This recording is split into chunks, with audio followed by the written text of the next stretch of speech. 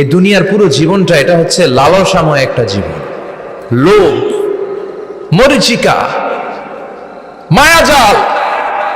এই মায়াজালে আমরা আটকে আছি, ফলে মৃত্যুর কথা আমরা ভুলে গিয়েছি। পাগলের মতো ছুটছি, আরো টাকা লাগবে, আরো খ্যাতি লাগবে, আরো যশ লাগবে, আরো দাপট লাগবে। আমার এত টাকা দিয়ে কি হবে, এত সম্পদ দিয়ে কি হবে, এত ব্যস্ততা দিয়ে কি হবে তোমার? স্টপ, থামুন, অনেক হয়েছে। আম্মা থামুন, take a rest, take a breath and think about death. Think that you have to go back to your Lord. একটু বসেন না, একটু ভাবেন যে আমাকে চলে যেতে হবে, চলে যেতে হবে। এই কোলাহল, এই ব্যস্ততা, এগুলো থাকবে, থাকবো না আমি। সাইয়েদনা ওমর ফারুক বলেছেন, মুতু ক্বাবলা আন তামুতু, মরার আগে একবার মরো। হাসিবু ক্বাবলা আন তুহাসাবু আলাইকুম, তোমার হিসাব নেওয়ার আগে তুমি একবার নিজের হিসাবটা করো না। কাগজ বের করে একটু লিখো না কি কি ভালো কাজ করছিলা, যেগুলো দিয়ে নাজাতের ওসিলা হতে পারে। 1 2 3, আর কি কি আকাম কুকাম করছো দেখো না, লিখে দেখো তোমার অবস্থাটা কি। মরার আগে একবার মরো। মরার আগে খাটের মধ্যে শুয়ে শটান করে চোখ বন্ধ করে একবার মরার ভান করে দেখেন কেমন লাগে। চোখটা বন্ধ করেন আর ভাবেন আপনি নাই, কি কি হতে পারে ভাবেন। আপনার ছেলেমেয়েরা কান্না জুড়ে দিবে, আপনার প্রাণের স্ত্রী বিলাপ শুরু করে দিবে, বন্ধু বান্ধবের চিৎকার আর মাতম, স্থানীয় এলাকার মসজিদে ঘোষণা, অমুক এলাকার নিবাসী অমুক ভাই অমুকের ছেলে অমুক দুনিয়ায় নাই। সব আত্মীয়রা চলে আসবে, ফেসবুকে স্ট্যাটাস দেয়া হবে, সবাই সবাইকে জানাবে বিকাল 4টায় অমুক হাই স্কুল ময়দানে আপনার জানাজা। ছুটে আসবে, সবাই ছুটে আসবে আপনাকে শেষ বিদায় দিতে, গুড বাই জানানোর জন্য, আল ওয়াদা, বিদায় জানাতে আসবে সবাই। 4 তাকবীর দিয়ে আপনার জানাজা হবে, অশ্রুসিক্ত জানাজায় আপনার বিদায় হবে। কাঠের খাটিয়ার মধ্যে করে কাঁধে তুলে আপনারে কবরে নেওয়া হবে। আগে থেকে খুঁড়ে রাখা কবরটার মধ্যে আপনারে বিছিয়ে দেয়া হবে। বাঁশের কচি দিয়ে তার উপরে মাটির চাপা দিয়ে সব চলে যাবে। ভাবেন না একবার চোখ বন্ধ করে, this is the circle of life, this is the nature of life. এটা সবার হবে, আমার হবে, আপনার হবে। এত মায়া, এত ভালোবাসা কই যাবে? কেউ থাকবে না, সবাই আপনার অন্ধকার কবরে রেখে দিয়ে চলে আসবে। উপরে বাঁশের কঞ্চি, তার উপরে মাটির চাপা, অন্ধকার আর অন্ধকার। এই অন্ধকার যেন শেষ হতে চায় না, শুধুই অন্ধকার, ঠিক কিনা? এজন্য আমাদের চলে যেতে হবে। দাদা গেল, চাচা গেল, মামা গেল, আমাদেরকেও যেতে হবে, জোরে কোন ঠিক কিনা? একদিন মাটির ভেতরে হবে ঘরে মন আমার, কেন বন্ধ দালান ঘর, প্রাণ পাখি উড়ে যাবে পিঞ্জর ছেড়ে।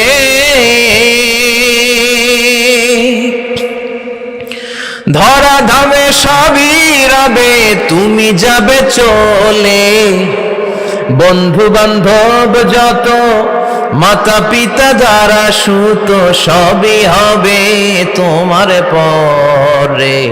মন আমার কেন বন্ধ দালান ঘর, একদিন মাটির ভেতরে হবে ঘরে মন আমার, কেন বন্ধ দালান ঘর, ঠিক কিনা? সব করে থাকবে, চলে যেতে হবে আমাদেরকে। এজন্য আখিরাতের কথা যেন আমাদের স্মরণ হয়। বিশ্বনবী বলতেন, নাহাইতুকুমান জিয়ারাতিল কবুর, আমি তোমাদেরকে কবর জিয়ারত করতে আগে নিষেধ করতাম, কিন্তু এখন নিষেধাজ্ঞা প্রত্যাহার করে নিলাম। এখন সব সময় তোমরা কবরের সামনে যাবা আর জিয়ারত করবা। কবরস্থানে জানতো বড়ুয়া কৃষ্ণপুরের এই গ্রামের কবরস্থান আছে কোন দিকে? পূর্ব দিকে আছে, গোখরার জলের ওদিকে। যান আপনারা, একটু যাবেন, একটু গেলে আখিরাতের কথাটা স্মরণ হবে। ওখানে ছোট শিশুরা শুয়ে আছে, কিশোর যুবকরা আছে, আপনার মতো তাগড়া যুবক, মুরব্বীরা আছে। এরা এই এলাকায় থাকতো, এরা আকাশ থেকে নেমে আসে না, এই এলাকার সন্তান আজ নাই। একটা সার্টেন পিরিয়ড শেষে আপনিও থাকবেন না। This is the nature of life, this is the circle of life. ছোট্ট শিশু হয়ে এসেছিলেন, শৈশব, কৈশোর, যৌবন, প্রৌঢ়ত্ব। আগে ছিলেন সিঙ্গেল, বিয়ে করে হয়ে গেলেন ডবল। এরপরে আল্লাহ আপনাকে একটা মেয়ে দিল, এরপরে মেয়েকে বিয়ে দিয়ে শ্বশুর হলেন, এরপরে ওই মেয়ের ঘরে সন্তান হতে নানা হলেন। আর কতদিন? অনেক দিন হলো তো, অনেক লম্বা সময় পেয়েছেন আপনি। Think about death. এবার যাওয়ার কথা ভাবেন। আখিরাতের সামানের কথা ভাবেন, ফিরে যেতে হবে। কি শক্তিশালী যুবক, বার্ধক্য চলে আসলে লাঠি ছাড়া চলতে পারে না। কুচকুচে কালো দাড়ি সাদা হয়ে যায়, দাড়ির শুভ্রতা, বয়সের ভার, রং ধরা যৌবন জং ধরে শেষ, ঠিক কিনা? This is the circle of life. যুবক ভাইরা, এটাই জীবন, চলে যেতে হবে, কেউ থাকতে পারবে না, ঠিক কিনা? এটা রিমাইন্ডার আল্লাহ এই সূরার ভেতরে দিয়েছেন যে তোমাদেরকে ফিরে যেতে হবে, এই লোভ লালসা ছেড়ে দাও। রব্বুল আলামিন বলেন, আলহাকুমুত তাকাসুর হাত্তা যুরতুমুল মাকাবির। ও গোলাম, দুনিয়ার সম্পদ, লোভ লালসা তোদেরকে পাগল বানিয়ে দিয়েছে। এই লোভ পাগলামি কোনোদিন তোদের থামবে না যতদিন না তোরা কবরে ঢুকবি, ঠিক কিনা? কার কথা? আল্লাহ বললেন, দুনিয়ার সম্পদ আর লোভ আর মোহে তোমরা গাফেল হয়ে গিয়েছো। আখিরাতের কথা বেমালুম তোমরা ভুলে গিয়েছো, কিন্তু আখিরাতে তোমাদের যেতেই হবে, কবরের বাড়িতে তোমাদের ঢুকতেই হবে, ঠিক কিনা? যেতেই হবে, আমরা ভুলে যাই। আলহাকুমুত তাকাসুর, অতিরিক্ত পাওয়ার লোভ, বেশি বেশি খাওয়ার লোভ, বেশি বেশি জমানোর লোভ মানুষকে গাফেল বানিয়ে দিয়েছে। এটা মানুষের স্বভাব, আরো চাই আরো চাই, এই স্বভাবটা আছে না নাই? দেখবেন ছোট বাচ্চারা মসজিদের দোয়া অনুষ্ঠান শেষে জিলাপি দেয় না? বড় কৃষ্ণপুর কি দেয়? আগে বাতাসা দিত না, এখন কি দেয়? জিলাপি দেয়, মিষ্টি দেয়।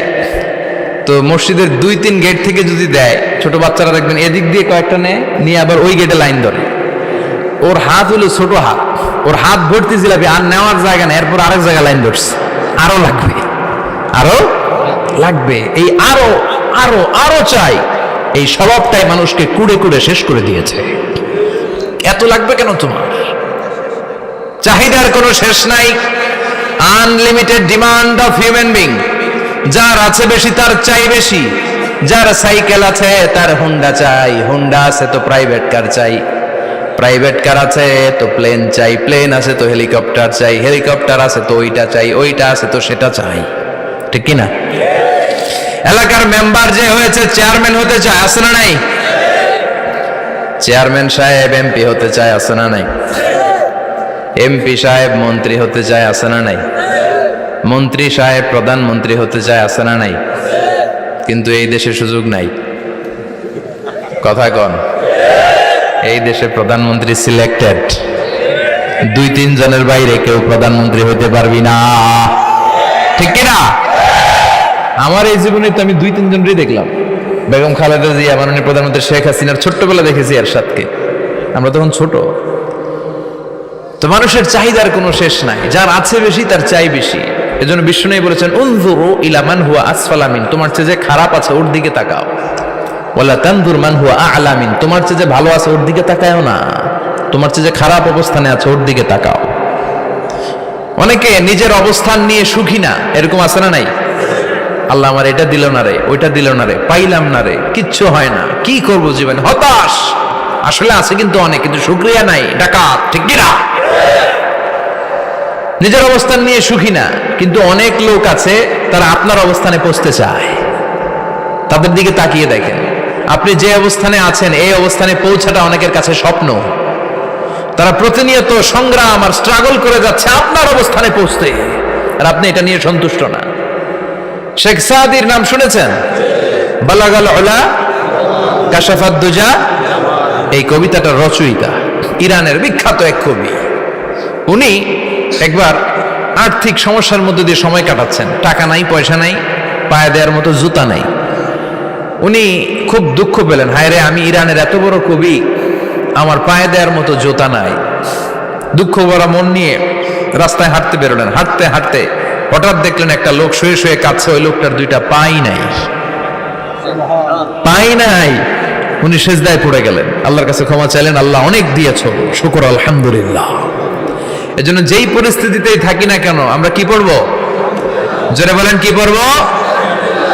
এজন্য কানাতু মিনাল ইসলাম, অল্পে তুষ্ট থাকার নাম হলো ইসলাম। সম্পদ লাগবে কিন্তু সম্পদের পাহাড় লাগবে না, ঠিক কিনা? অল্প খান, অল্প পড়েন, অল্প জমান, অল্পের ভেতরে বরকত ঢুকাইয়া দিছে কে? দেখবেন যাদের সম্পদ অল্প তারা সুখী বেশি।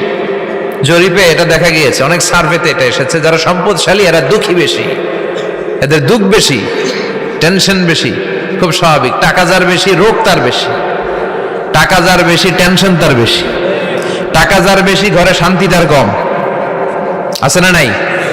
ঘরের ভেতরে অশান্তি, ছেলে কথা শোনে না, ছেলে টানে গাঞ্জা, মেয়ে করে পরকিয়া। আছে না নাই? স্ত্রী কথা শোনে না, ভালোবাসা নাই, ঘরটা জাহান্নামের টুকরা। রোগ বালাই, এক একটা হসপিটাল বিল পরিশোধ করতে মাসে 5 লাখ 10 লাখ। আছে না নাই? কিছু খেতে পারে না, ডাক্তার একেবারে ডায়েট মেনু বেঁধে দিয়েছে। Diet, very diet menu. এটা এটা এটা এটা কিছুই খাবেন না, শুধু গরু খাবেন না, খাসি খাবেন না, চিংড়ি খাবেন না, খালি ঘাস খাবেন। ইচ্ছে মতো ঘাস খাবেন, মানে ঘাস জাতীয় যত আইটেম আছে সব খাবেন। শাক খাবেন, সবজি খাবেন, সালাদ খাবেন। গরু, চিংড়ি, মুরগি, গোশত, ইলিশ কিছু খেতে পারে না। তাহলে রোগ বেশি, খাওয়ার মজা নাই, ঘরে সাংসারিক শান্তি নাই, খালি ব্যারাম আর ব্যারাম। ঠিক কিনা? কিন্তু সম্পদের পাহাড় ঘটেছে। আর অল্প যারা খায়, অল্প পড়ে, রিক্সাওয়ালা, কুলিওয়ালা, অল্প বেতনের চাকরি, কিন্তু হক হালালি মেনে চলে, দেখবেন শান্তি আছে অনেক। হ্যাঁ, বাসা ভাড়া দেয়, ফ্যামিলি চালায়, বাচ্চাদের স্কুল বিল, এরপরও মাস শেষে 1-2 হাজার টাকা হাতে থেকে যায়। আর ওর প্রতি মাসে 10 কোটি টাকা ইনকাম, তারপরও ব্যাংকের ঋণ আছে না নাই? সুখ কারে বলে? কিভাবে আপনি সুখকে ডিফাইন করবেন? সুখ তো টাকায় কিনা যায় না। শান্তি টাকা দিয়ে হয় না, শান্তি দেওয়ার মালিক কে? শান্তি আছে অল্প খেয়ে শুকর করার মধ্যে, শান্তি আছে আলহামদুলিল্লাহর মধ্যে। চিল্লায় বলেন ঠিক কিনা? এজন্য অল্প খাবো, অল্প পড়বো, অল্প জামাবো, অল্পের ভেতরে বরকত দিয়েছে কে? দেখেন, ধনী ভাইরা খেতে পারে না, কিন্তু রিক্সাওয়ালার কি সমস্যা হয়? রিক্সাওয়ালারা সব খেতে পারে। কুলিওয়ালা, দিন মজুর, এরা একেবারে স্লিম, সুঠাম দেহি, মেদহীন পেট, পেটে কোনো মেদ নাই, ভুড়ি নাই। আর কোটিপতিদের মেদ আছে না নাই? এত বড় বড় পেট। ঠিক কিনা? আমাদেরও পেট আছে, তবে হালাল পেট। এটা হারাম টাকা দিয়ে এই ভুড়ি বানাই নাই আমরা। ছেলে বলেন ঠিক কিনা? রিক্সাওয়ালা, কুলিওয়ালা নিজেও নামাজ পড়ে, বউও নামাজ পড়ে, বাচ্চাটাও নামাজ পড়ে, রিক্সা চালায় আর জিকির করে লা ইলাহা